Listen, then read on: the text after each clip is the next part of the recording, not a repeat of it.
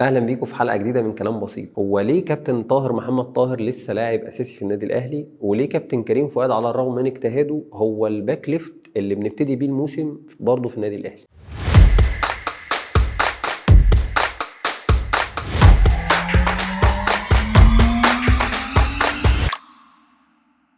من حوالي 20 سنة كان في برنامج كده اسمه الطبعة الأولى، كان بيقدمه الإعلامي الكبير ورئيس الهيئة الوطنية للإعلام الإعلامي أحمد المسلماني. البرنامج ده كان بيتكلم يعني عن آخر أخبار الجرايد، سياسة واقتصاد وممكن أخبار كورة. اللي يهمنا في الموضوع إن من فترة طويلة كان في تقرير كان بيتكلم عن مستقبل الكورة، إن الكورة بعد فترة طويلة شوية هتبقى أكثر مللا، وعدد الأجوان اللي فيها هيبقى أقل بكتير، وأغلب الماتشات هتخلص يا إما تعادل سلبي يا إما 1-0. بغض النظر إن الكلام ده واقعي أو مش واقعي، وان زي ما في فرق بتطور شويه اسلوبها الدفاعي، ففي فرق كمان بتطور اسلوب الهجوم او بتطور موضوع تطوير الهجمه. فاحنا دلوقتي انا بفتكر التقرير ده كل ما بشوف لعيبه زي كابتن طاهر محمد طاهر. احنا هنبتدي كلامنا عن النادي الاهلي، بس كابتن طاهر محمد طاهر انا لغايه دلوقتي مع احترامي الشخصي الكامل ليه ولشخصه، انا مش شايف اي فايده او اي جوده بيقدمها كابتن طاهر للنادي الاهلي. ليه؟ اللي انا اتعودت عليه ان انت عشان تلعب من الاطراف انت محتاج لعيب يعني يعرف يعدي